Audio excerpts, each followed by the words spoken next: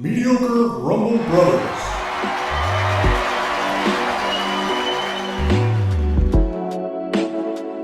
Three, two, one.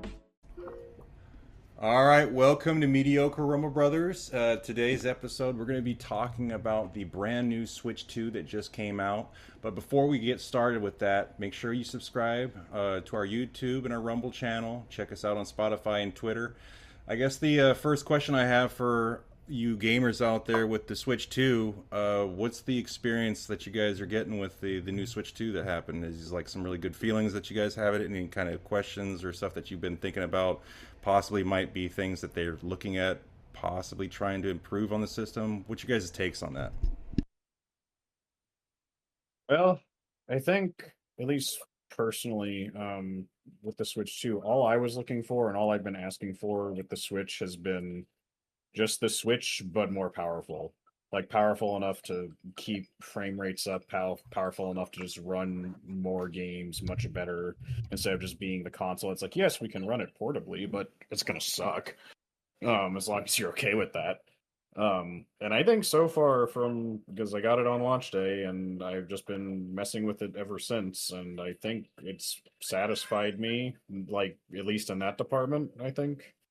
Um, I know me personally, it's like the thing I was wishing for a lot was being able to run Scarlet and Violet really well, compensating for its faults and lack of optimization with the update they gave to it. Holy fuck, did they deliver on that at least? I'm at least happy with that account because holy fuck, it was actually pleasurable to play that game. Don't get me wrong, there's plenty of other shit wrong with it, but the performance for me personally was probably one of its biggest downsides. And but now just moving through the world and like menus and stuff actually like I don't they happen in more than like 15 seconds after I push the button. It's just stuff like that's been really just basically all I wanted. I just wanted more Switch. So, I mean, I don't know how else to explain it. We'll get into probably, more of the controversy and shit people are saying about the console about it. But for me, I'm very satisfied so far. As far as what they can do to improve it, what I would think, quite frankly, I don't know. I can't think of anything, at least personally, that I even want from it more than what I got. So I feel like my money was well spent for the console. As far as Mario Kart goes, we'll get into that later. But I'll let Corey and Edwin answer for their ends. But I think the console overall has been, for me, great. I like it. Nice. So it just came out. I actually went to a midnight release for it. And despite the online discourse of the Switch, and we can kind of talk about this more later, but just in my experience, there was like 100 people in line in this small town that I'm in. So if that is any consolation to how the console sold, I think it did very well. That being said, there is still a lot of inventory across a lot of other retail stores. I think this was just people that wanted to get their hands on the console early. It's not like we had to pay anything extra. It was interesting. Everybody in the line was super excited about it. I got it home immediately, did the unboxing, hooked it up, and the setup was really quick. I transferred my Switch 1 to my Switch 2, and it only took about maybe 20, 30 minutes to get all the updates and everything downloaded. So I believe it has a better Wi-Fi card, and it was kind of nice. I mean, noticeably the size is, a larger screen and everything else. It is just, more Switch. I look at it in the same sense of like PlayStation 2 to PlayStation 1, I guess. And it's kind of hard to really gauge overall performance because I don't really have a lot of other games for it. I only got Mario Kart. I'm just waiting for Donkey Kong Country because there wasn't anything else that I was looking for. And like I've already played through Tears of the Kingdom and stuff, and I didn't really want to go through the updates and or upgrade and things like that to check it out. Maybe I will in the future, but I wasn't really just kind of hurting for that. So I've only ever played the Mario Kart and the GameCube digital console they have in there, and it's faster, sleek. It's definitely more comfortable to hold. Something I think is hilarious is the store already has a bunch of bullshit games in it, which is kind of funny. But yeah, I think it's a neat little console thing, and I'm kind of excited to see. I I guess my opinions will be better once I have more first party games for the console, because right now it's just the one, and we'll talk about that on its own merit here. Yeah, so far I've only played repeatedly the Mario Kart World and the Game Boy, not the Game Boy, the GameCube games. So that's like what I've actually been playing repeatedly. But I did want to test out two specific games that I know were going to be struggling that were struggling on the original Switch. I had the OLED one, but it was Fortnite and Scarlet and Violet, and they both run significantly better. Fortnite was a lot more noticeable and more impressive because I've played that more recently than I have Pokemon Violet. It does run smoother, and it like nowhere near lags as much as it did before. Just loading up the different pages on the Fortnite main menu. But the thing that I did notice is that even though it runs smoother, the draw distance is still very short. So you have to get pretty close to everything in order to actually have it pop up on screen. I'm not really sure. Okay. Now, I'm not really sure how that would affect like playing Fortnite on the Switch specifically, but Andy might have a better idea on how that is, since she plays Fortnite on there normally. But she would definitely have a much better experience playing it on the Switch 2 than the one, because when I saw her playing it several times before, it was I have absolutely no idea how she's been playing on there for so long. Fortnite. Yeah, Fortnite. Yeah, because none of the character models load up as anybody's skin, so everybody's just the same default character on the Switch. Yeah, it's like I'm not really sure about that part. I just know that everything just runs better and there's no lag.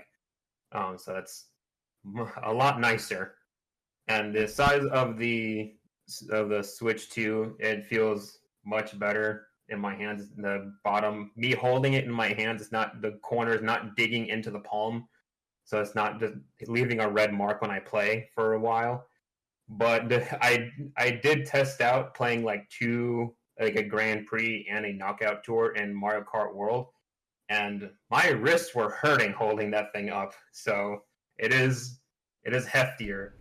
And it did hurt for a little bit. It's pretty big. I'm coming. I never got an OLED. My Switch was the same one that's been there since release. So I went from Switch 1 all the way to this, and I was like, God damn, this thing's huge. It's like, I'm not sure about holding this when I'm on the plane or something. I'm glad they made the better kickstand, which I'm trying right now. I have the Switch 2 in front of me as we're talking.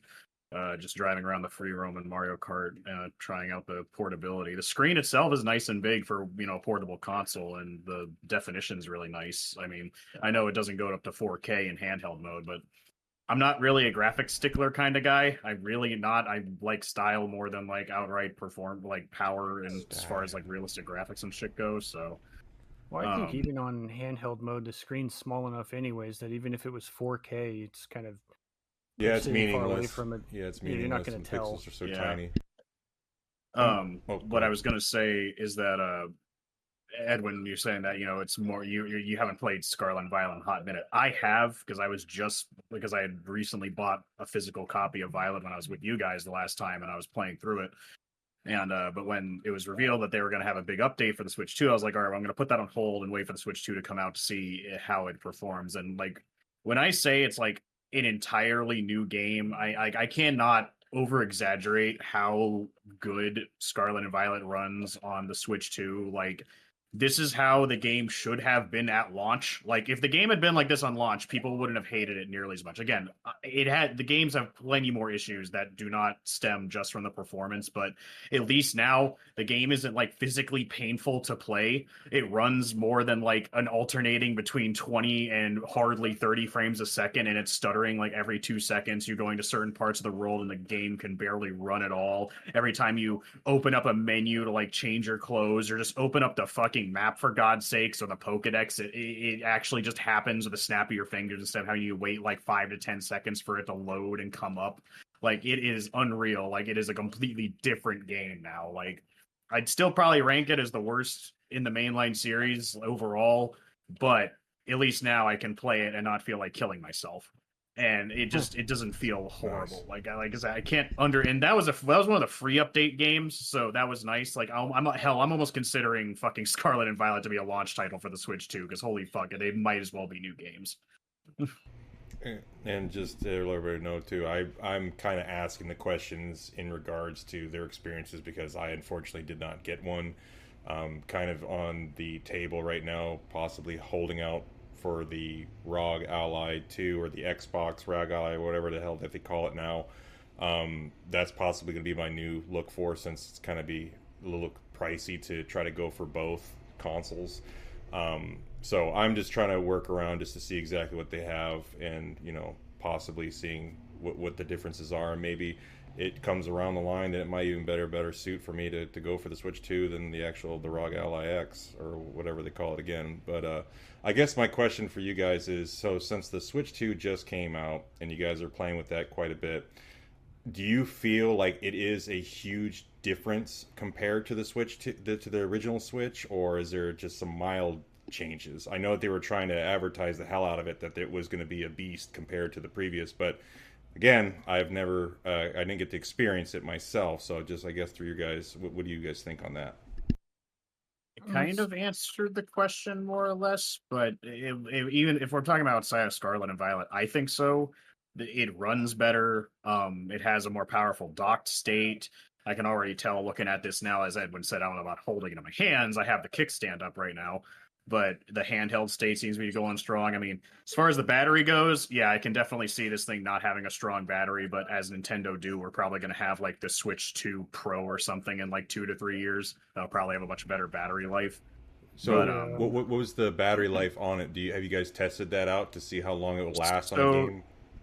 To give you game-by-game context, basis.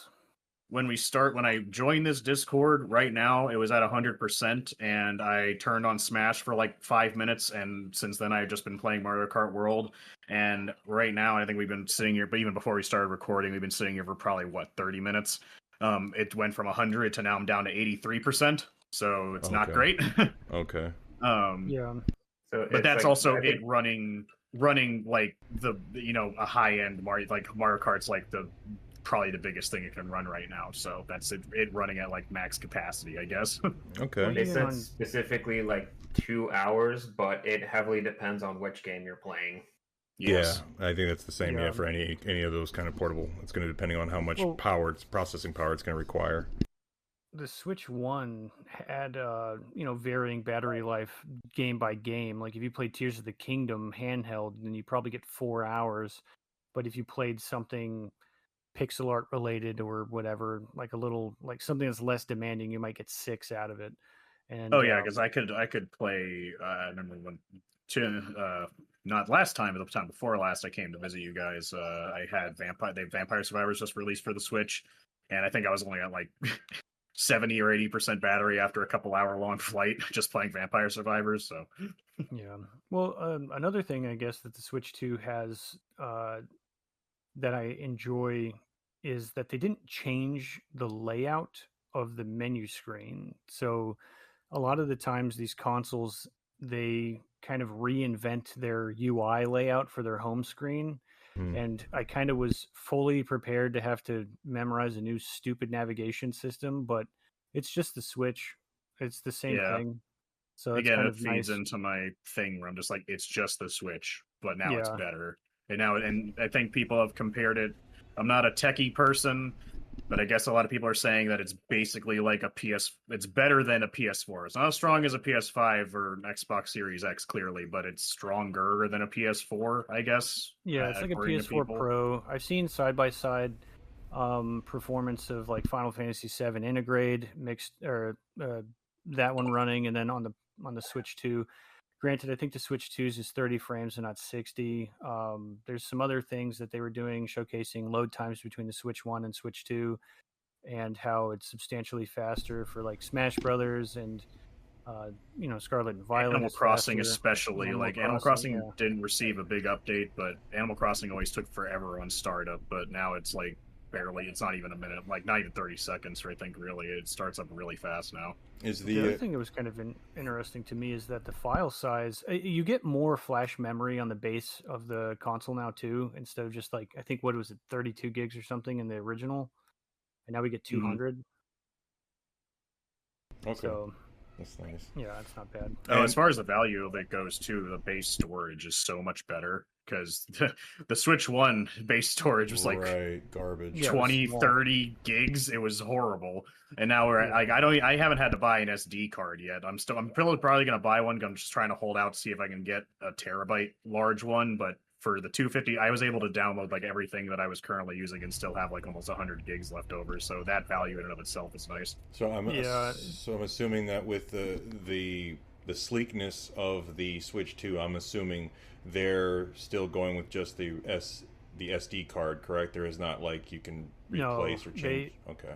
They have a new It's an SD card. Yeah, it's a micro express SD card. It has Okay. to be Yeah. specifically that one. So unfortunately, you can't like transfer just take my own SD card that I currently had in the Switch and just put it in the new one. Unfortunately, you can't do that. But yeah, you do have to get a whole new SD card.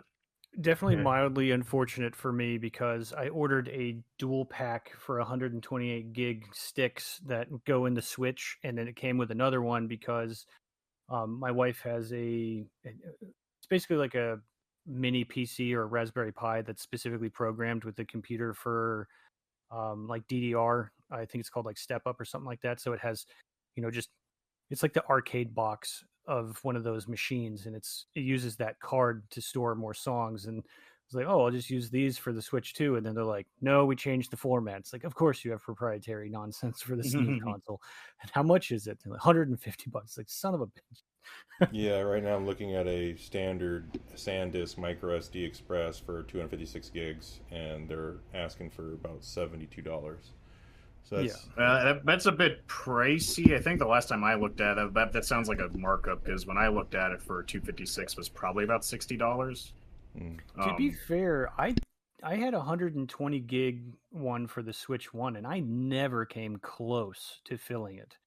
And I had it since the beginning of the 7-year life cycle of the Switch 1, and I have 100 games on my shelf for the Switch, and I have never needed to move files. The thing is that's the big upside to having a lot of physical media though. You go in your storage, you don't have anything but update data or DLC, Yeah. right? You don't have the games on there. I have a lot of digital games on the Switch, and I'm trying to hold out for the terabyte if I buy it, just simply because on my Xbox Series X I have a terabyte of storage, and it's really nice not to have to Right. worry about overloading your console because a terabyte will take you a very long way, especially on a Switch.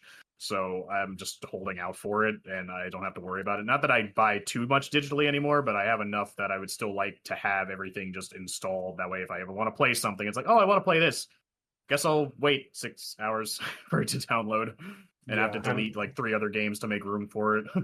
Well, if it's true that they're really pushing the digital edition of any of their games, so they can use the game share option, and since things are becoming too big in order to fit on a cartridge, then it's probably better just to have the largest SD card you can fit on the thing.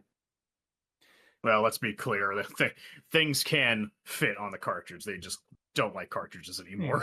We didn't try Cyberpunk that can yet. fit on a cartridge. We didn't try the game share yet. So that would be Do we have interesting to try anything that after can this. do game share? I mean, well, it's unfortunate, but like Mario Kart is the only thing that has the virtual card. But I think I have some virtual cards for. I a guess few we other could games. do Maybe Unicorn Mar- Overlord has a virtual card or No. something. Oh well, here's the thing. I was gonna say you didn't buy anything besides Mario Kart for the Switch because you got the bundle. I got the bundle for Mario Kart 2, but I also bought the Bravely Default game card, which again, it's kind of how it functions as you would imagine. I plugged it into the Switch, and it's like, all right, well, you have it. Quotation mark. You got to download it though, and I'm like, great. So it like. Really, if you have a game, and unless you're like a total physical collector nerd, and I'm starting to think that if I ever see like the game card, like because thankfully it does say on the box whether or not it's a game card.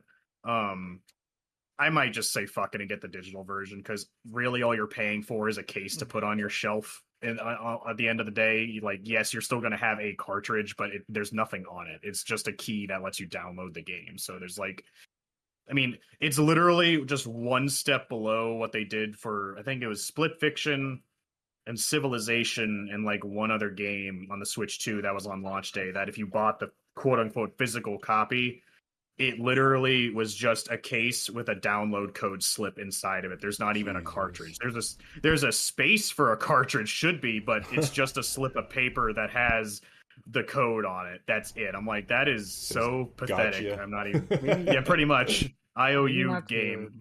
rabbit hole this one, but I wonder what that means for like used copies. Like if you got a digital key Switch 2 game, could you trade that into GameStop? I doubt it, because it's not going to work that way, right? Because if it did, you could just, one person could buy it, and it would be sharing online. You just give it to as many people as you want. So like it the certainly PC doesn't games. work like that. Yeah, it's You like, couldn't No, sell it- it to any no, isn't it secondary this- shop like the game stores that we go to for retro gaming and stuff.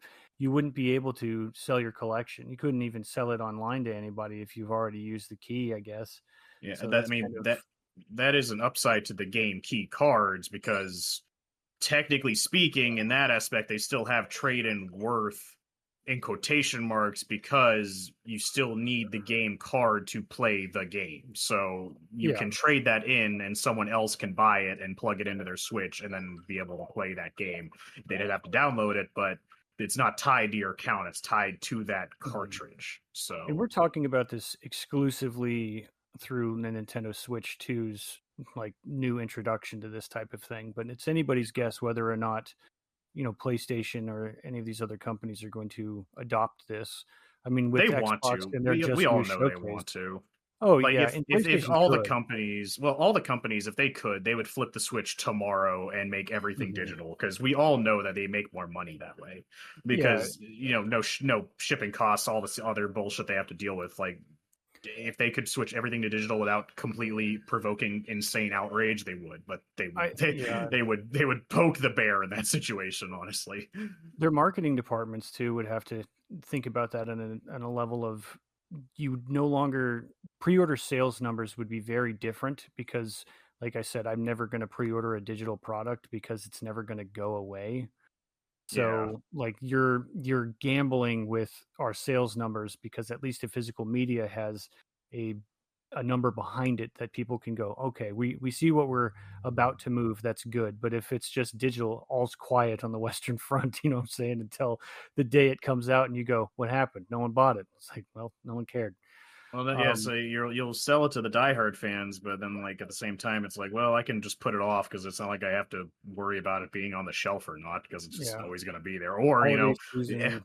everyone will turn into the Steam players and just be like, "You gonna buy it on launch day?" It's like, nope, I'll wait for the sale. It's like, it's gonna come at some point. Yeah, I mean, holiday season's going to be weird because people buying games in the stores, like you're normie parents buying a game for their kid, and they don't know what's new, and they can't even buy it because it's not at the store. So what do? Just buy them a gift card for maybe one game. Now that's $100 gift card, because a regular gift card isn't going to cut it for two or anything like that. It's going to be weird, of course, but Xbox just finished their showcase, and not to go into that, but a lot of their stuff was day one Game Pass, so I could see this with no becoming a prices thing. for anything. Yeah, no prices in next year. So it's like, well, 2026 gaming is going to be interesting, because everything I've seen announced so far is coming out then. But I guess back to the Switch, the game key card is going to be interesting for.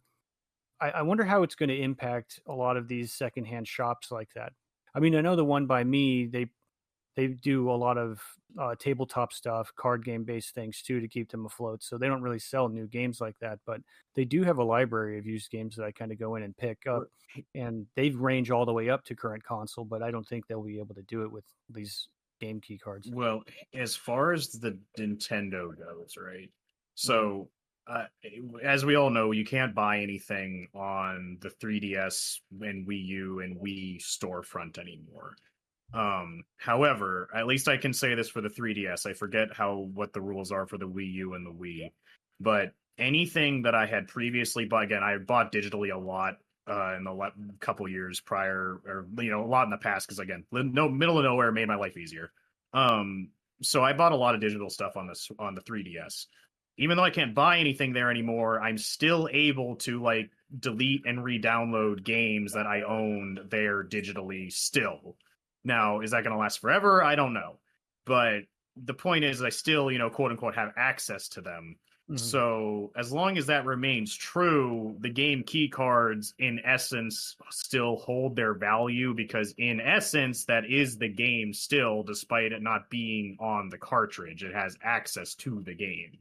So it all depends on whether, like, the instant that network goes down and you're unable to re-download them, even with the game key cards, they become worthless. But until then, I still think they'll retain the value of what the game is somewhat. Maybe not as much as like if it was actually on the cartridge or not. It depends on the power of the second-hand market. It depends on how much people actually value that as part of the physical media. So yeah. If you bought something that comes with the DLC, but the DLC is on a single-use key code that comes with the game itself, the base game and the disc, then the price of it goes down significantly, because all you're getting is the base game, because there's no way to replicate the Yeah. DLC key code.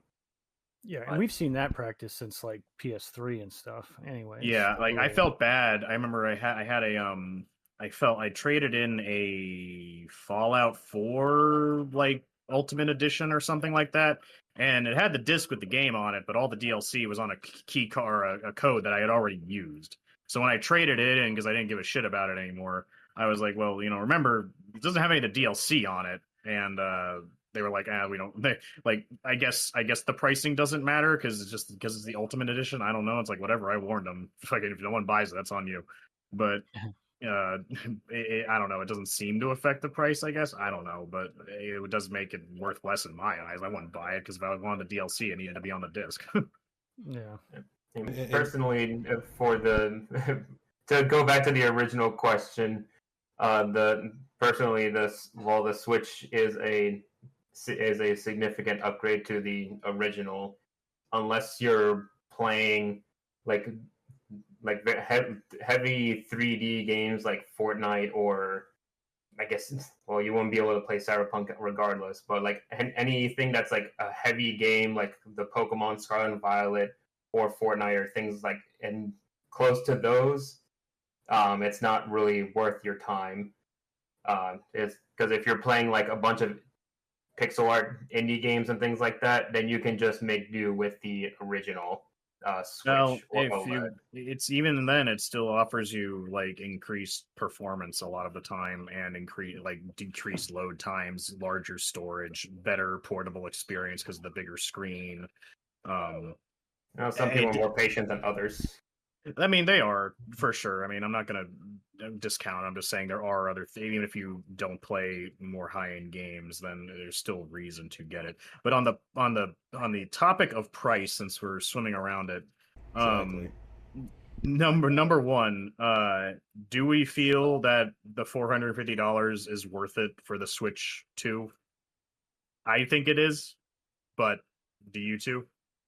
I mean, so I got mine in a little differently, but at the same time, I would have bought it anyways. And with the Mario Kart bundle being $500, I mean, the purpose of getting it was to save $30. So we'll get to the Mario Kart. That's the next question, but we're talking about just the base Switch 2. I mean, I think so. When you look at handhelds, I have an ROG Ally. I know Jordan does too, and I think when they first dropped them, they were $700. Depending on the model. I think there's two different models. There's like a $600 and $700 $600 was incredibly slower. It had less RAM and everything. It was basically you're wanting to go for the Z1 chip, which was the Z1 Extreme, and that was $700.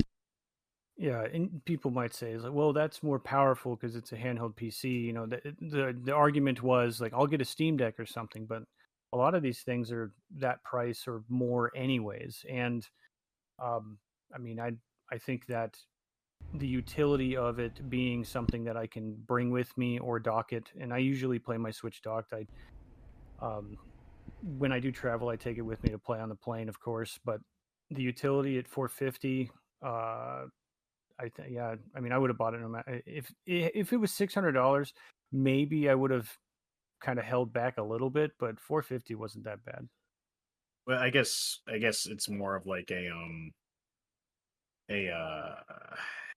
you're asking the question at the end. I think we talked about this when we were talking about speculation on Switch 2. It's like at the end of the day, you're asking yourself, how much do I value Nintendo products? Mhm. And am I okay with pirating? And B, am I okay with waiting for, whenever the pirates crack all the shit for the Switch 2, which apparently they have. But but so it's like, if you really don't care about Nintendo, I don't know even why you're considering buying a Switch. Like I guess I'm approaching the question under the guise that the person does somewhat, at least somewhat cares about Nintendo properties. I mean, I primarily picked it up day one just because that this is this is my main hobby, so it's kind of something that really interests me to get my hands on like a new tech and kind of try it out and see. Like, I wasn't necessarily worried about scarcity of the console. Like, it was never, when the Wii came out and people were having a hard time finding it. I kind of, was. Good thing I you know, was. Open fine. I figured that I would be able to get one of these no matter what, but there is a handful of Nintendo games that I do play every time they come out. Zelda is one of them. I am excited about Metroid Prime 4, and the only place to play them is on that. So it's either buy the Switch 2 to play them or never play them. And because I hold those games in a higher regard, I'm going to buy that to play them. I don't want to miss those titles. And some people might say they're not worth it, but to me they are. So Yeah, it's a personal thing. Like, yeah, because I agree with you. Because as I said, I think at least once before, if you're going to hold a gun to my head and ask me what I'm going to play for the rest of my life, I could choose one. It would be Nintendo stuff, all their consoles. Like, quite frankly, like, because when PS5 came out, I didn't give a shit. I was more than happy just waiting for stock to come back. I didn't really care. And even now, my PS5, I'm just like, meh, I like it, but I don't love it. Quite frankly, I'm not even sure if I'm going to buy another Xbox again. I might buy the next PlayStation whenever that comes out, but even then, I'm not going to go crazy about it. But Nintendo, I need my Pokemon, man. I can't not have it, especially now that they made Pokemon good again, sort of. yeah. Well, it kind of gives you a little bit more hope for ZA now that you've seen what Yes, you've I am seen with this. excited for ZA now. If it runs like this, I'm like, oh my god, we're back. Unironically back this time. Yeah. But so yeah. What about you, Edwin? Do you think it's worth the 450? Not exactly, or not entirely. The only reason that I did get it is because technically I didn't pay $500. I paid closer to $350, which is just a more Yeah, because you reasonable traded price. in your Switch 1 at GameStop, right? Yeah, I traded in the OLED, so that was pretty much the only reason why I even attempted to actually purchase it, because that's what I was waiting for. But And are you happy with that? Like, you're yeah, happy that's with fine. this? Yeah. Yeah, but I was like, I mean, that's the only reason why I was okay with the price, is because I didn't pay full price for it. But the other thing that came across my mind when I thought of it is that the pricing doesn't necessarily matter to me specifically. The only thing that honestly matters to me was the actual console price, because I don't want to buy any used copy of like a console, because that's just risky, just spending all that money and then you just end up with a defective one, and then some retail store just treats you like shit. I was like, oh, it's your fault, we're not going to take it back. So I was like, I just want a brand new one if I'm going to drop that much money on it. But for the actual copy of the games, I'm not really sure the digital or physical issues that I'll have in the future. But the thing about buying Nintendo games specifically is that the reason they can choose to make the price whatever they want and go a little higher than everyone else is because you don't have any fucking choice. Because the only place you can play it is on Nintendo, unless I guess Legally. you are a pirate. Yeah. But also they never, if you want to be like a true legitimate Nintendo fan, then I was like, you would know that they don't really put most of their games on sale, their first party games on sale. Even then, it's like not as much. Well, So they you're typically save it for like Mario Day or something like. Because I know I bought Breath of the Wild, Mario Kart 8, and Mario Odyssey all on sale at one point or another. Like they don't have many compared to like other game companies, yes, but like I want to say at least twice a year they typically have some kind of sale where their first party shit goes on sale. I guess I'm not paying that much attention. I was mainly focusing on like getting like pre-owned copies of Nintendo games because those will always be on sale because they just want to get rid of that inventory.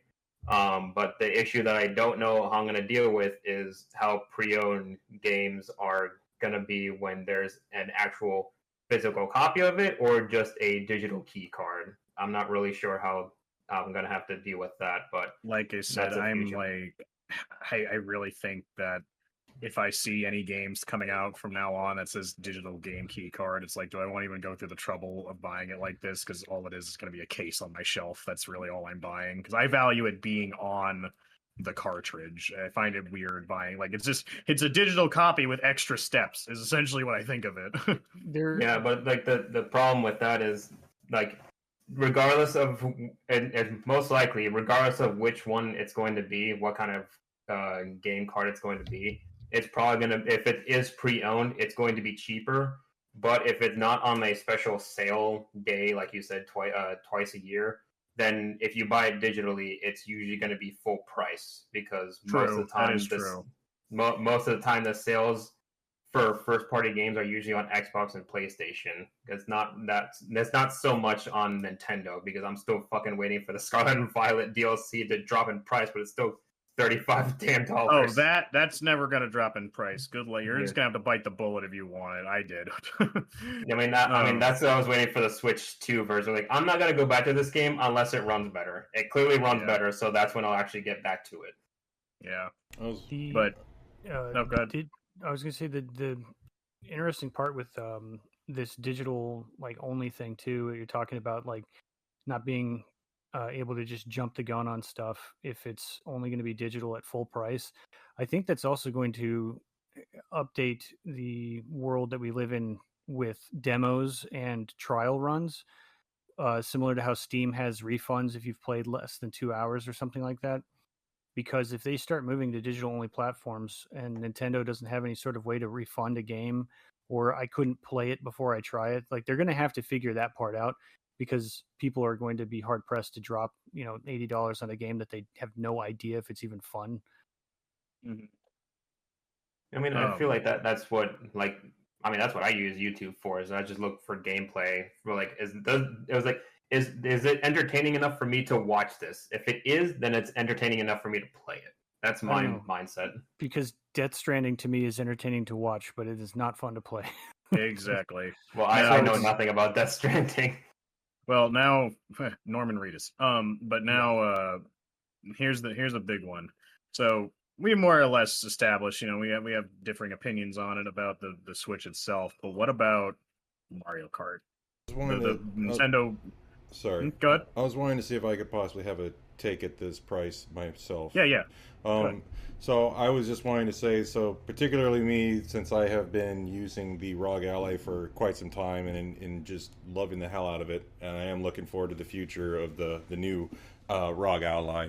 But the pricing for $450 for me, in my opinion, for a brand new console that just came out, I think is very suitable for a lot of people out there. I know it's still a little bit pricey, but I mean, thinking about that, when people are trying to look at having a console that's going to be able to be played with everyone around them, friends, family, and all that, as we all know, Nintendo tends to try to work around that to make sure everybody is able to get one. And to be able to push out a high-end processor, a lot of RAM, and being able to make things run at 4K with very good sustainable frames, being able to play all these different games and having a wide variety of top 10 or the best AAA games that usually be out there that usually wins. I mean, they even got Pokemon out there that is a very high-end populace that loves that type of franchise.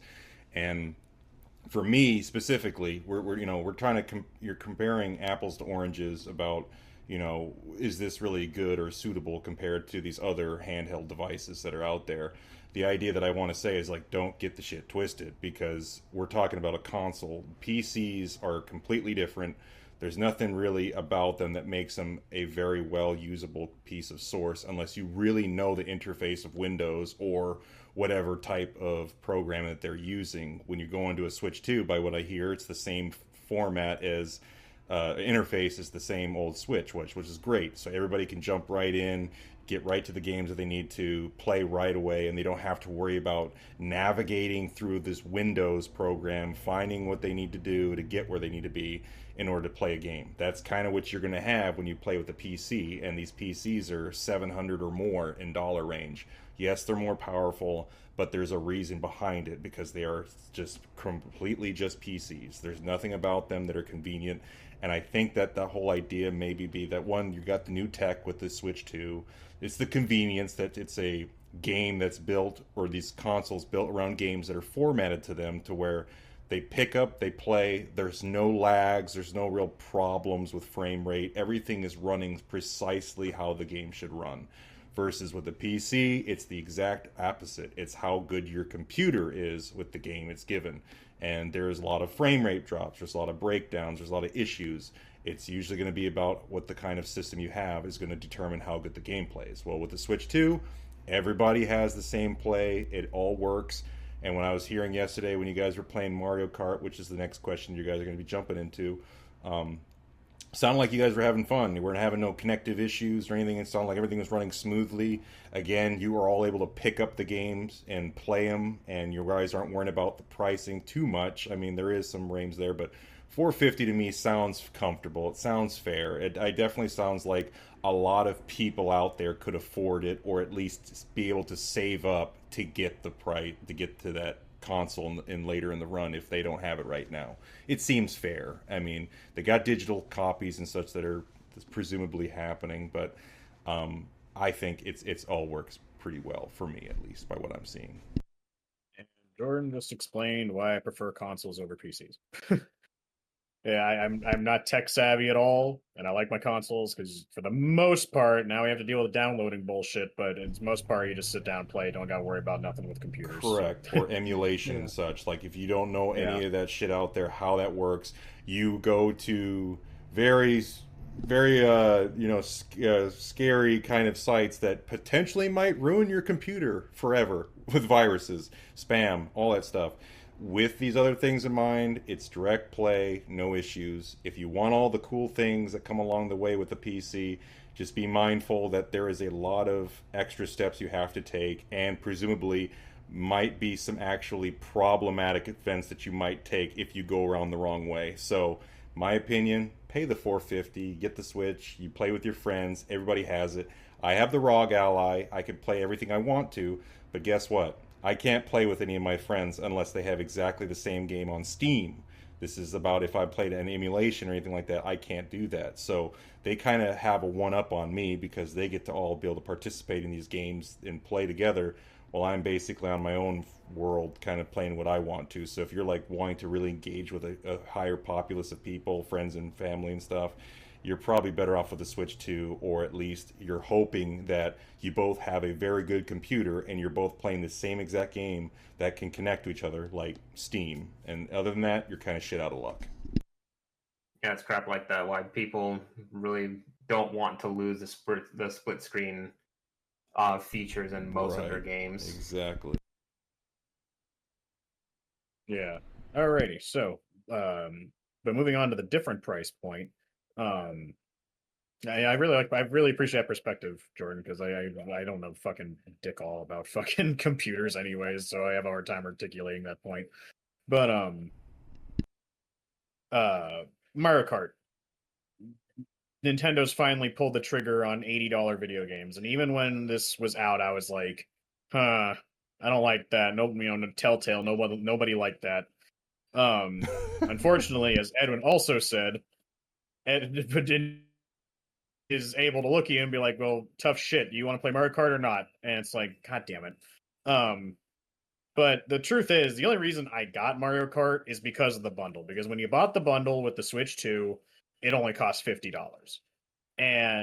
But is it worth that full $80 price? Because I saw a lot of people on social media was going nuts on the Switch 2 days. Like, I just got my Switch, And I saw a lot of people had only gotten the standard Switch and then bought the Mario Kart physical version, which, to their credit, the Mario Kart physical version is not a game key card, thankfully. But point being, I was just like, I hope those people didn't just not get the bundle and were just like screwed out of the bundle and had to get the standard and just really, really wanted Mario Kart.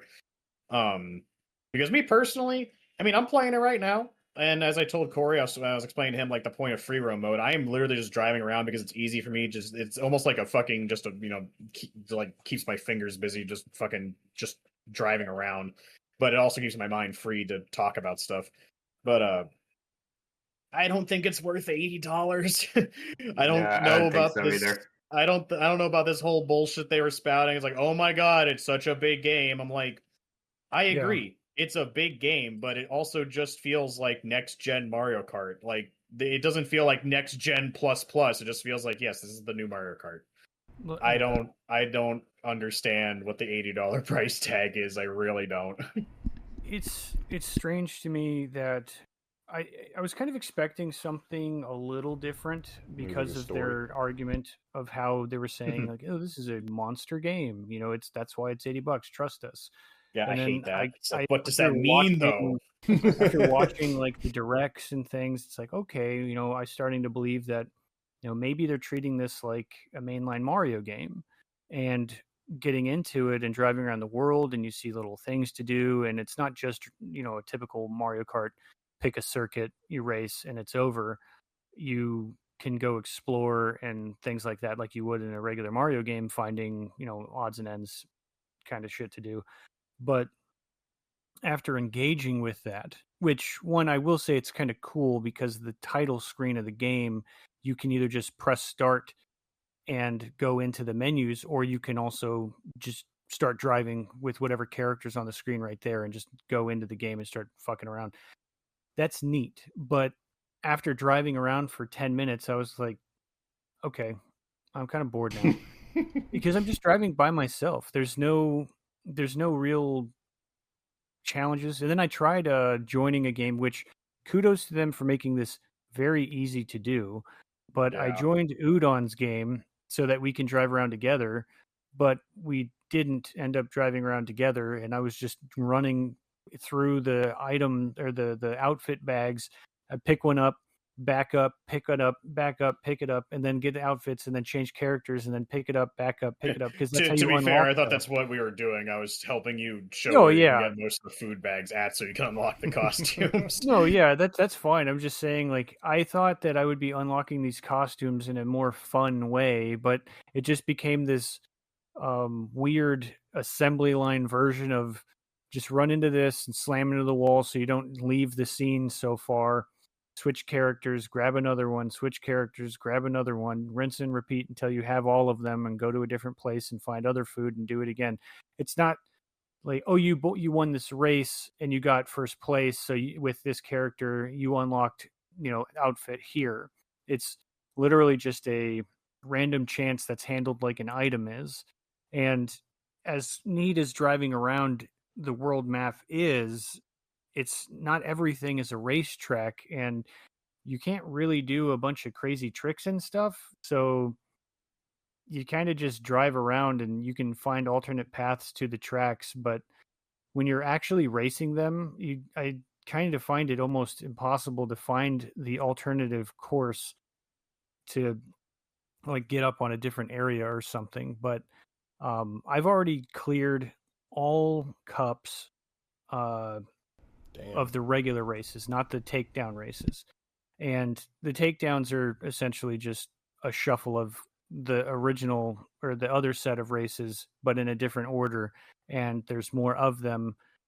And it takes Well, 10 minutes to get through the first race. It's a constant it's an race. endurance race because it Yeah. doesn't end. It's a one long race between a bunch of different courses.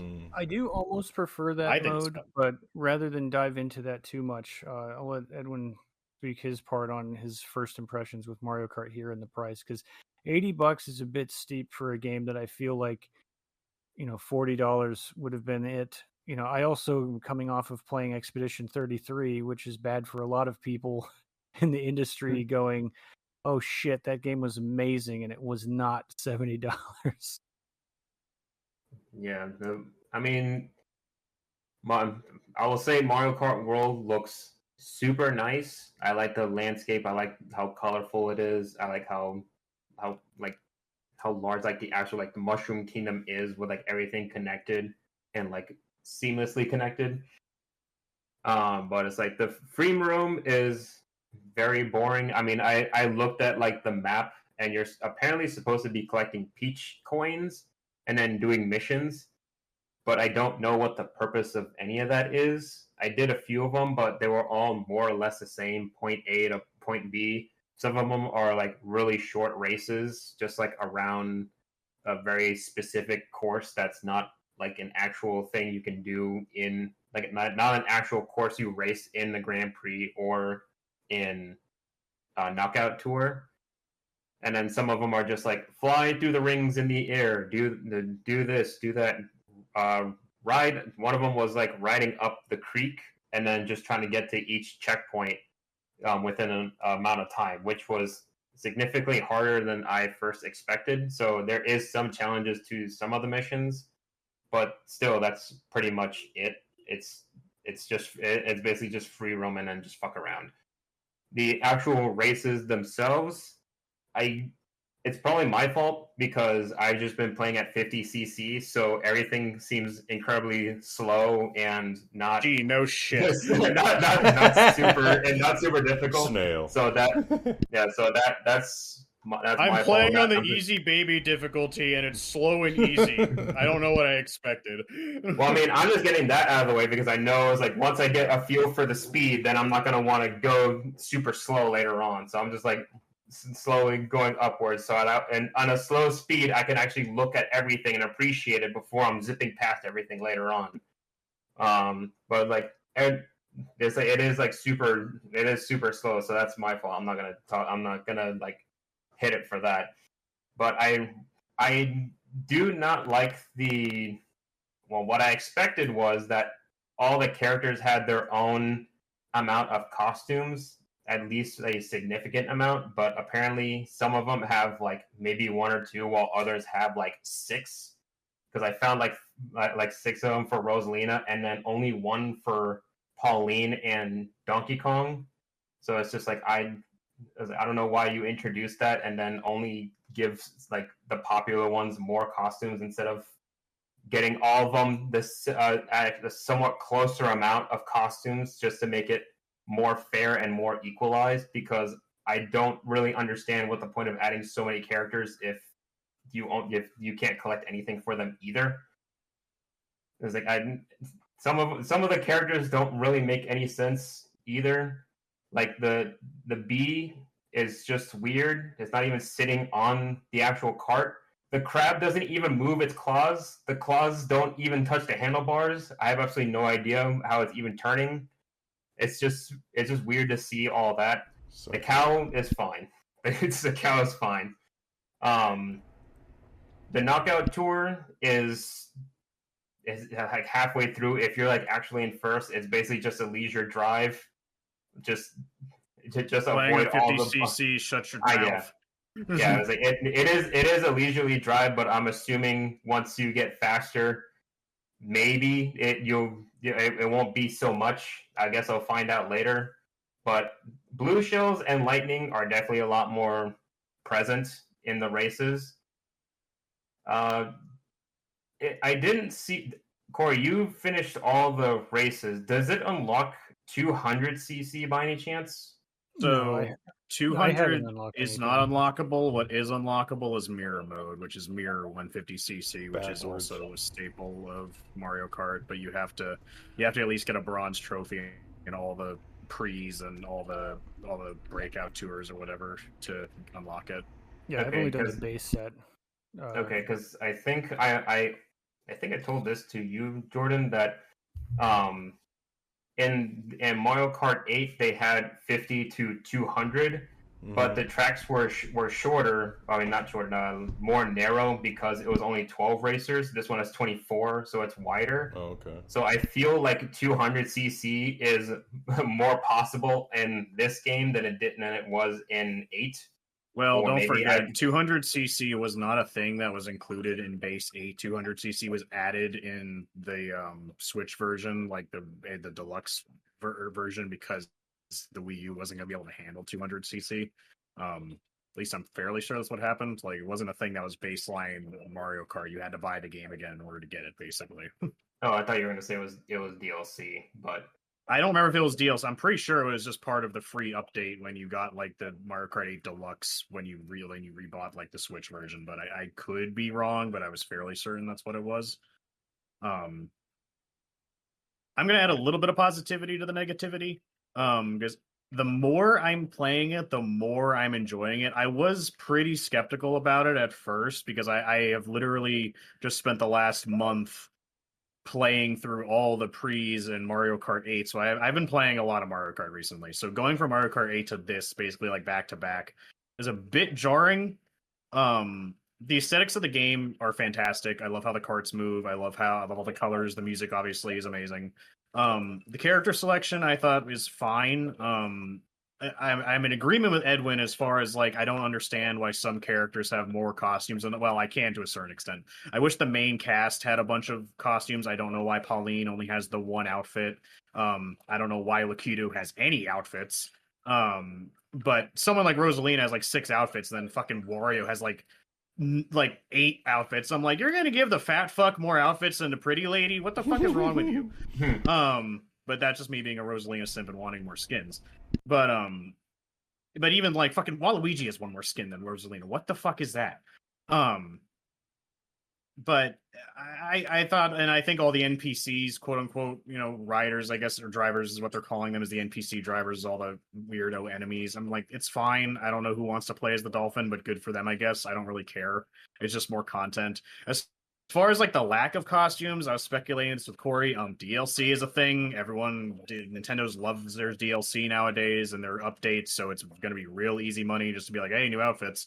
Yeah, that was one thing that I was hoping for, because while the world is very open and it does have a lot of tracks and different ways to go about it, Mario Kart 8 still has like twice as many tracks. But for now, but they had to work up to that. Like you can half of them is what is a DLC tracks. Yeah, but it's like also it's like I feel like the Mario Kart Tour tracks would work better in this one, since those are actually like from around the world, and this is an open world Mario Kart. So I feel like they could bring those back. I mean, I guess it's just reusing assets, but I mean, they kind of already did that with some of these tracks. They just redesigned them to make them more aesthetically pleasing, and also just to change a few more things to fit into the theme that they are. Yeah, me and Corey were talking about that a little bit, because it is cool that the entire map is interconnected. You can drive from course to course, and there's stuff in between. I do think that's neat. At first, I thought it was a little weird, but I do think it's neat. The downside to that is that there's no place for like some really crazy tracks. Like some of my favorites, especially from the DS ones, was like Waluigi Pinball and like TikTok Clock. And those are like really esoteric stages because you're driving through a giant clock and you're in a giant pinball machine. Yeah. But you can't put something like that and make it, quote unquote, realistically make sense on a map. So they kind of ixnayed those courses. And again, as we were saying about DLC, I was talking with Corey, it's like it'll be just as easy as being like, hey, here's a DLC expansion, new island with a whole bunch of new courses, or here's the Hyrule Island if they decide to go back to Mario Kart 8 and be like, oh yeah, we're bringing back Link and we're gonna throw in Zelda and the Inklings and the Animal Crossing and have the Pokemon, the Pikmin. Who cares? Just fuck it, just do everything. I mean, driving across Hyrule Field to like do the Water Temple track, and they could just do an entire game genre based off of DLC bundles of land masses if they're gonna do this layout the way they have now. Yeah, that's actually what was one of my hopes when I heard of Mario Kart World. It was like, oh, so it's like there better be more than just the Mushroom Kingdom. There better be like yeah, I was like, I mean, that's what I'm hoping for. Is like if it is that, then it'll definitely be a better buy for me. So is this like a Forza Horizon kind of game? So that was what I was gonna follow up with. So have you played Forza Horizon, Jordan? Then? Yes, I have. Okay, so you're probably the only one here besides me who knows what I'm talking about. I So played a bit of it. well, fuck you. Not me. Okay then. I mean, Yes. Good reaction I was hoping for. So basically, then Corey and Edwin are saying they don't understand or don't really care for the free roam mode. I agree that there could be more in it, but I really like it. So let me preface this: I am not a car person at all. I don't know shit about cars. I can change my own oil, which I know is a lot more than a lot of people can do, but that's Hell probably yeah. about the extent of my knowledge. Also, I'm really, really good at exchanging my my rear right headlamp because it goes out all the time. But my point being is that I tried Forza Horizon on the Xbox, and that game is literally just the free roam of this, but it's the entire game. You just drive around in really cool cars, doing little challenges like doing time trials or stunt jumps or how badly you can fuck up your car, or racing, just basic ass racing. And you go around and you collect different cars and stuff like that, and you just drive around. And me and Tim played it a lot because he is a car person, and we would just drive around this giant map, just doing just random shit, just driving around because it's just fun. It's almost chill. It's relaxing. It's almost in the same essence as farming sim games, cozy games. You don't got to worry about anything. And that's why I find because Mario Kart is fun to play. It is physically fun to control this cart and to drive around because the controls are still very tight, and it's very responsive. And what sucks though is that imagine you're playing on a regular Grand Prix and you're driving fast, you're feeling good, and then someone shoves a shell up your ass, and then another one, then a lightning bolt, then a blue shell. You don't have to worry about that in free roam mode. You only get items that increase your speed, and you just go fuck around and drive around to your heart's content. That's what I've been doing this literal entire time we've been playing. I've been driving around collecting peach coins and doing whatnot. They could be doing a bit more with the open world challenges. But when I saw this, I'm like, okay, Forza Horizon Mario Kart. And, agreed. I don't really see too much of a point to doing it with your friends. I feel like it's more of a single player thing. But again, it's just a chill thing to do if I don't want to worry about it. And I just want to feel good, playing, just driving around, going fast, doing tricks. And, Corey says, there's not a lot of tricks you can do. But that's actually not true because I feel like everyone's sleeping. Well, at least most normies are sleeping on the increased movement in this game because I feel like that's something that I had forgotten about. Because it's no longer just drifting. Mario Kart used to be just about not just about, but mainly about drifting, about getting as many corners as you can to get as many boosts as you can to go faster. But now you can get boosts going straight and doing hops and stuff, which at first I was a bit weird about because I'm like, there's a lot of, especially during the in-betweens when you drive from the Grand Prix, how they're laid out. Again, I thought were weird at first, but in the end I actually kind of ended up enjoying. But there's a lot of straight wide places you drive in this game, a lot of them, but not a lot of turns. But that's the point of the straight on boost. That's when you're supposed to be using that. And then not only that, you have the straight on boost, and then you have the wall riding, and then the grinding especially. I feel like there's tons of places to grind on the rails on the maps that I don't feel like a lot of people have realized yet because you're not used to it because it's a new thing to do. But you can do some really crazy stuff in these courses that I think once people get used to the new movement mechanics, you're going to end up doing a lot more and realize that the racing in this game is actually a lot more technically deeper than it has been. So I am warming up to the game more than I'm playing it, and I like the Forza Horizon-ish free roam mode. Yeah, it's going to get boring after a while, I'll admit, and I'm only going to come back to it if I just feel like zoning out and listening to something else and just fucking driving around for no reason. But the Grand Prix, they're a bit strange. Again, warming up to it because in the past, you would just have 4 courses and you do the standard 3 laps around each course, and then you're first place. But in this game, you do the first course 3 laps, but then for the rest of the Grand Prix, you basically drive from that course to the next course in the open world.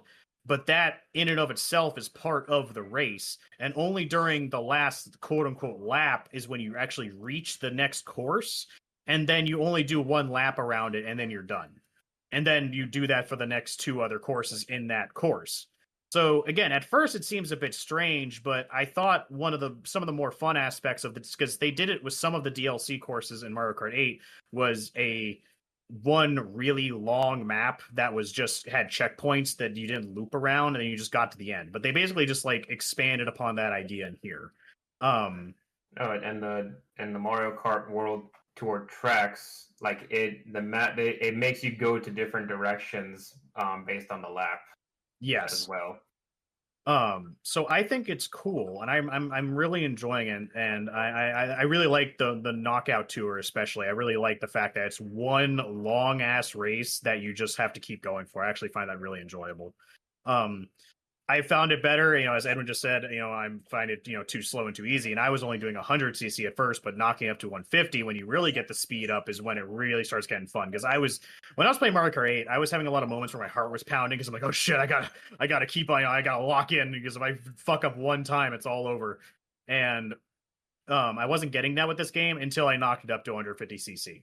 And so now I'm having even more fun with it. And I'm not a total fanboy of the game. Am I still going to tell you it's not worth $80? Yes, because I still don't think it's worth $80. I still just feel like it is a next gen Mario Kart because at the end of the day, they added free roam and knockout tour. Is that enough to knock up, change the game's pricing industry forever? No, that wasn't worth it.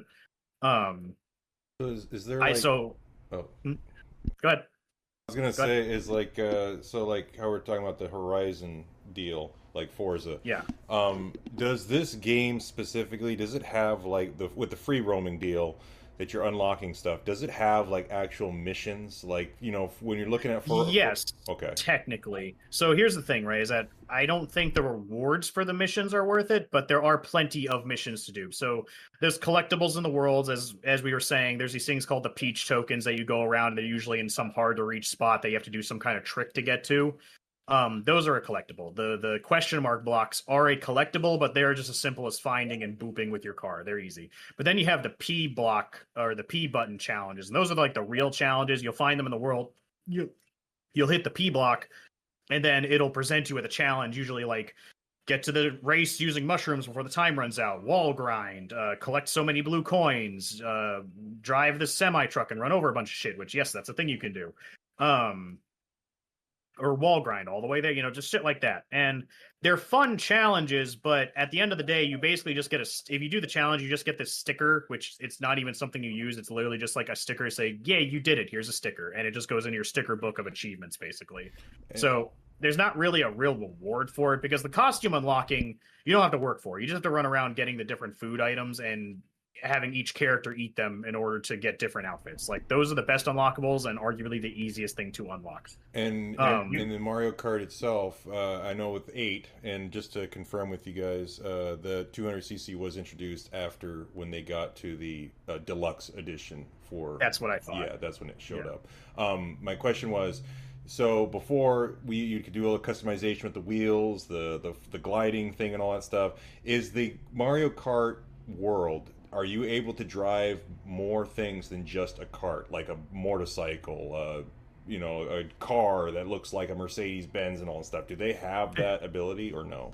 So they still have bikes. It is mostly still carts. The cart designs are pretty fun. I'm playing the poster child cart for Mario Kart DS right now, actually, like the long nose one with the 4 like engine exhausts in the back from Mario Kart DS from the cover of it, which I thought was really cool. When I say you can drive a semi truck, it's literally just a thing you can do in the open world. If you see a big ass a big ass semi truck, their back is open, and you can jump into the back of it and control it briefly, and you can just run around destroying everything. So it's just a fun little thing to do. You can't actually race with it, but yeah, like the other previous Mario Karts, you have carts and you got bikes, and then some kind, basically like 4-wheelers essentially. They do classify them as different things, but I just separate them into carts and bikes. Okay. So there's nothing crazy you can drive. Yeah, but you can't customize it like you could in Mario Kart 8. That was a big negative for me. But that's what I wanted. I hate the customization parts. I just want carts with base stats, and I choose it based on that because I hate making my cart look like some fucking clown fiesta just because I need good stats. That's ridiculous. I just want carts that just have base stats, and that's it. Have you found any carts in the open world driving around? No, unfortunately, the only thing you get in the open world unlockable wise are the costumes. The way you unlock carts is just collecting coins, like how you unlocked car parts in Mario Kart 8. So you just get coins and unlock them that way. See, that's my only thing that I would be saying that might have been something they could have added that they might have wanted to get from Forza. Just again, from my experience of playing it, is when you're playing Forza Horizon, there are those places where you're going to go around and you can find very rare cars, and you can find exactly where they are, and you get a better car. They could have had something like that introduced to where they had very difficult places to get to, and if you do find the location that has a hidden new cart or a new bicycle, motorcycle, or something of that sort, where it's another vehicle to have. It's not something you have to customize exactly, but it would be a brand new look, something you could find on the other side. And then secondly, when you're playing Forza Horizon, they have these very outlandish, crazy events that you can go to where you're a car and you're racing a jet right off of the get go, like who's faster, and you're trying to have yourself outrun them, or there's a giant carrier and you're trying to race through. It's just going straight, but you're trying to find ways to get around it. I mean, they could have had something maybe in the sense to where maybe not like that per se, but possibly have like a Bowser ship, like from the original Super Mario, and it's shooting cannons at you, and you're trying to race it and win, or do something crazy to that extent to where there's a lot of things that are like way more than just the regular cart, that you could be doing something that could keep things more crazy. I definitely agree with everything you just said, because that's exactly what I would say. Sounds like Fortnite events or something.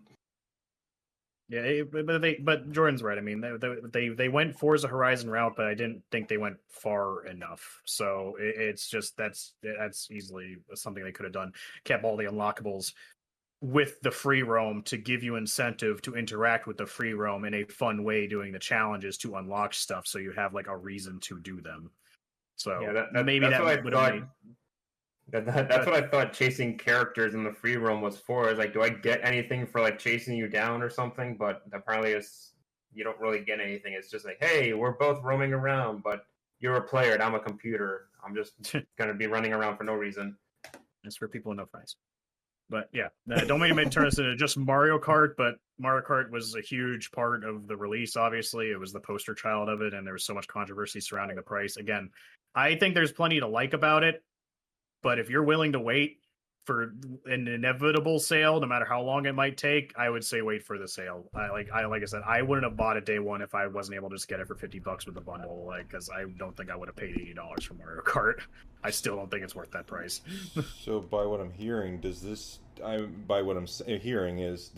sound like this was actually an okay game for a launch title, or do you guys think that they should have selected something else, because it kind of seems like it's missing a lot of things? Obviously, it's growing, but do you think that this is something that they should have released with the console?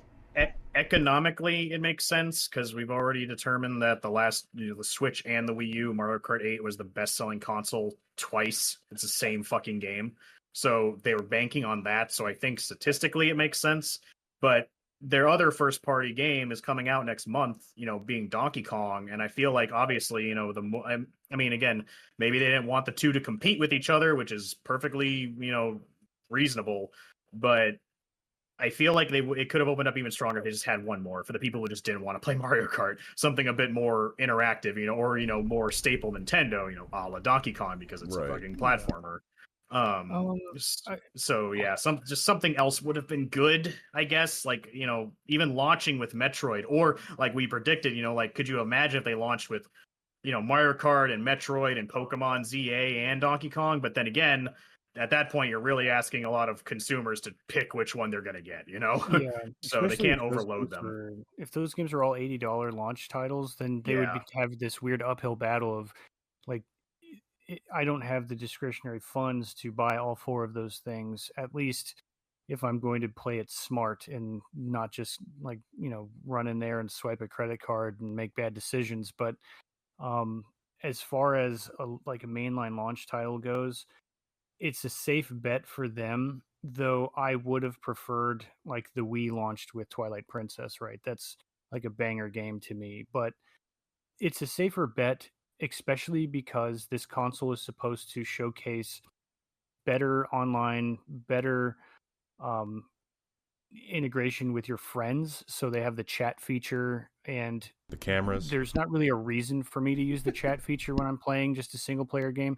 Granted, I have been playing the game of the month and using it a couple times to talk with Udon, but the the Mario Kart brings almost everything that you would need to try out all of the features of the Switch 2 and introduce those things without people buying that stupid whatever the hell tech demo I think walkthrough. maybe not necessarily showing off the Switch 2 in its entirety, but I think showing off the vast increase of performance and like how much better it is than the OG. That's Switch. definitely It what also you want. gets more people to play one because of the 4-player aspect of it. Is I bring it over to my friend's house, we pop the sticks off, now we're playing split screen, or you got pro controllers, but more people can integrate or like interact with the Switch 2 with this multiplayer game.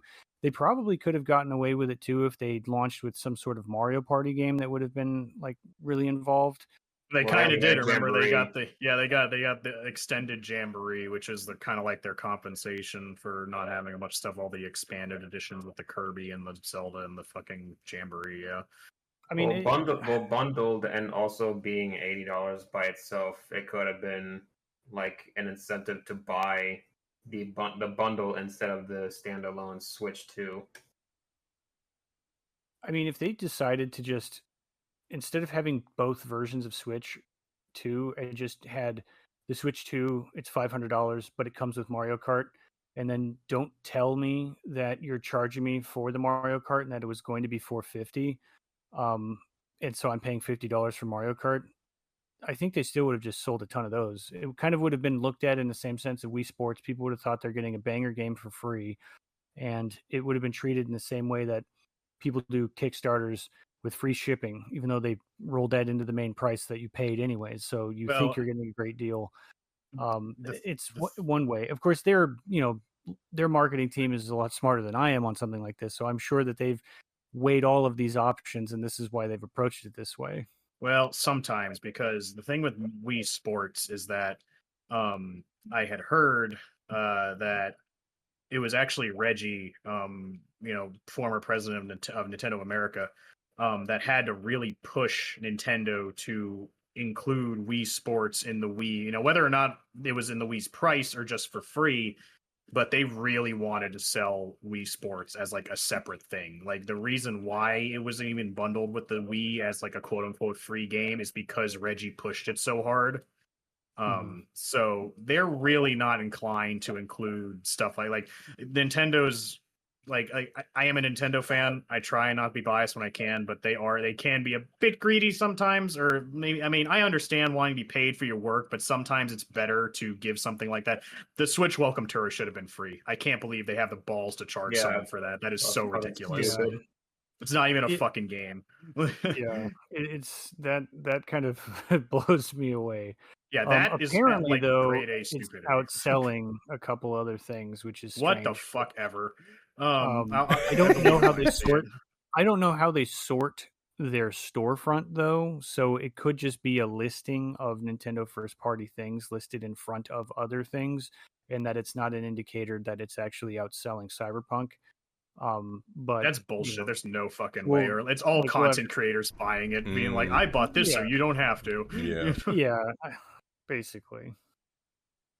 But train of thought just crashed into the wall. Oh, the game chat. You mentioned it briefly. Yeah. I'm not gonna lie. I thought it was bullshit. It functions way better than I thought it would. Granted, yeah, like Corey, I don't really have a reason to use it. I just asked Corey for us to try it just so he had something to say about it. But yeah. It's Discord Nintendo chat. You can connect pretty easily. You have to connect your. People saw this before the Switch came out, but yes, you do have to like register your phone number with your Nintendo account. I don't know why particularly. Yeah, that seems kind of strange to me. I'm sure it's in the deal signed, but yeah.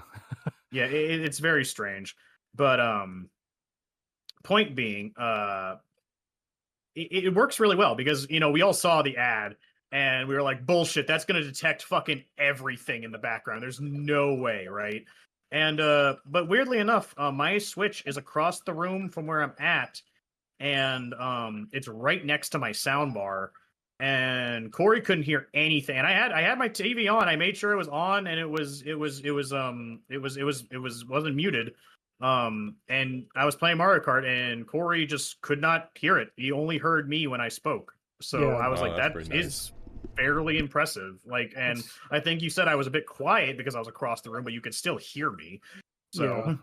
It was interesting because when they showed it in the trailer for it, they were saying like, oh, your mom could make, smoothies in the kitchen and it won't pick it Yeah, up bring and you'll boys be to the able to yard with talk. milkshakes. So she's making. Yeah, Yeah. and I'm just sitting here like, yeah, horse shit. That thing's so loud, there's no way.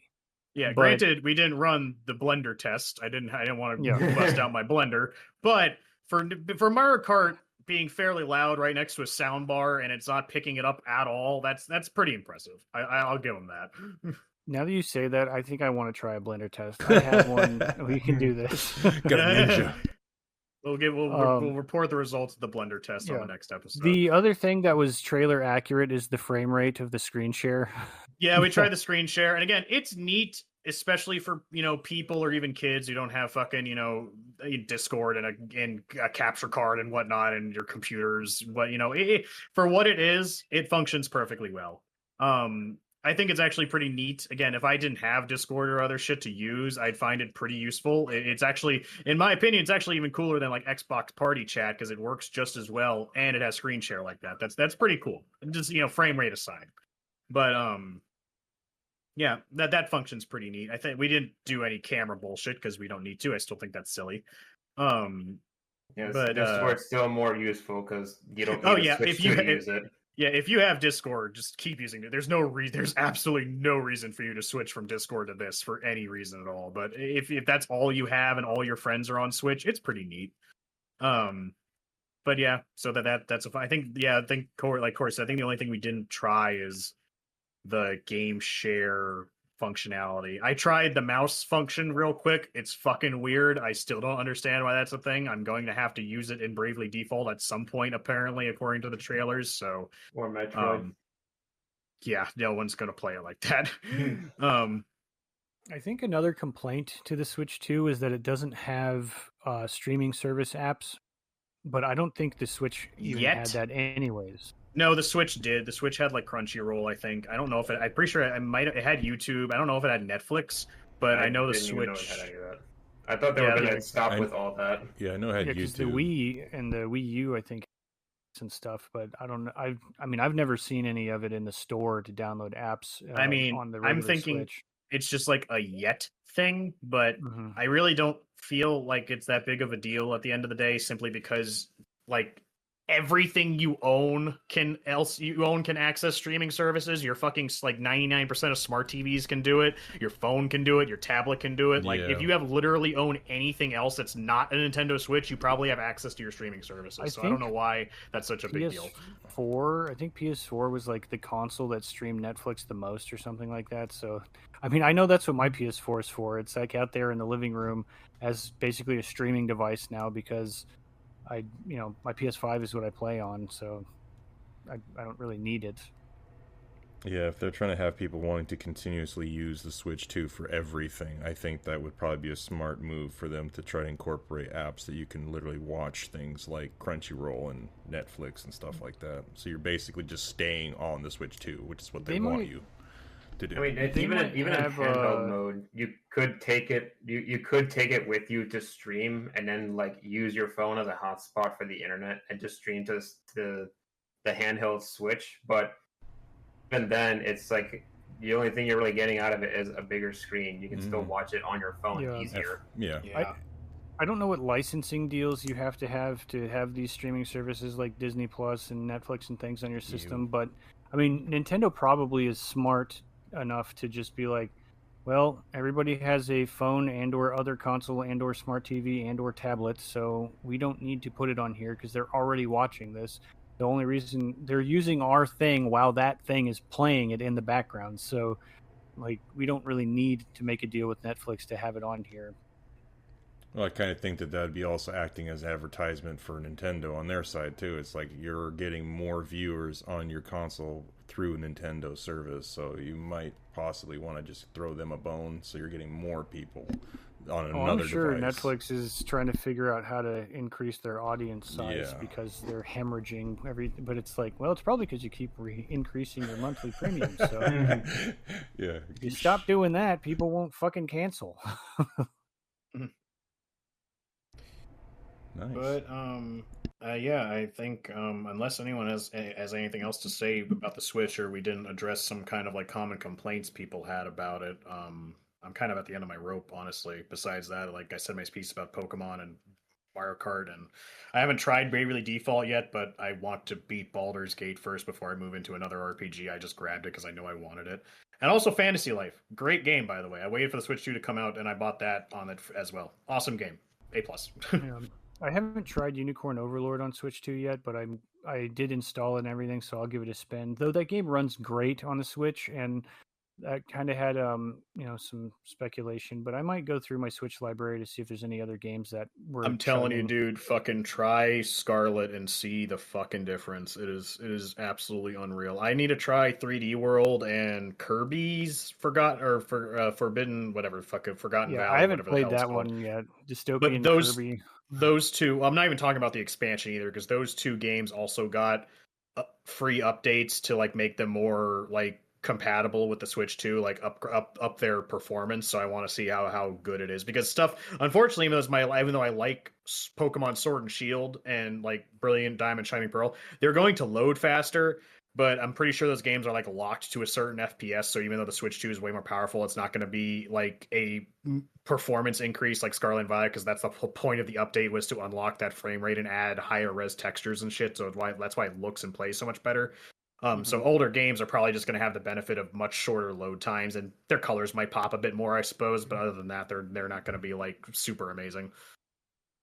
Yeah, I still have to test out all those games, but I was saving because you were playing Pokemon Legends Arceus a while before, even for the podcast, and I was like, oh, I kind of want to go back to that too, but I wanted to save that experience to play it on the Switch too, to see if it really is any different from the first time that I did play it. It'll probably perform better. I don't think it got a free update, so the frame rate might still be the same, but it'll still probably load faster. It might perform a bit better. Again, colors might pop a bit more, but with the free update to Scarlet and Violet, I'm like ecstatic for the ZA to come out now, because I'm like, holy fuck, if this performance holds up. Again, like I said, it sounds like I'm suddenly a fanboy of Scarlet and Violet. I'm not. I just simply, now instead of hating playing the game, I actually like playing the game. I still think they have a lot of issues, but now I'm actually enjoying it like with fresh eyes. And ironically enough, I thought it was weirdly poetic, because when I first got Pokemon Scarlet and played it, I took a day off of work, which I still regret doing, to play it. And I found a shiny Hoppip in the beginning area, like right at the outset. And when I played Pokemon Violet this time, right at the outset, I found a shiny Hoppip. I'm like, that's weirdly poetic. I'm full circle now, and except this time I don't want to kill myself.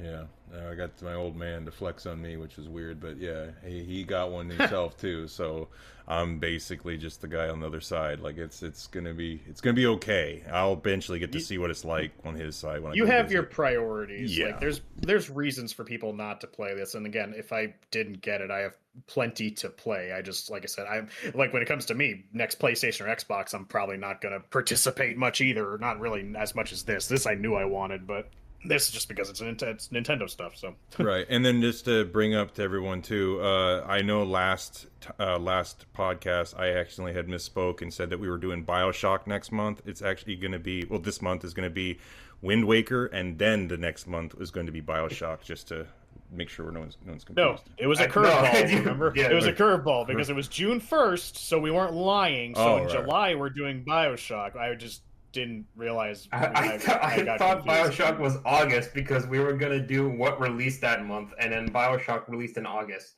Oh well, whatever. I don't think we had anything for July. Curveball. Point being, this month is Wind Waker, and that was to double up with the Switch 2, because for us with the Switch 2 is we're playing it on the GameCube emulator, which is working pretty well so far. Which, by the way, I mean, there's not much to say about that. The emulators for the Switch work well. There's nothing crazy about it. They work.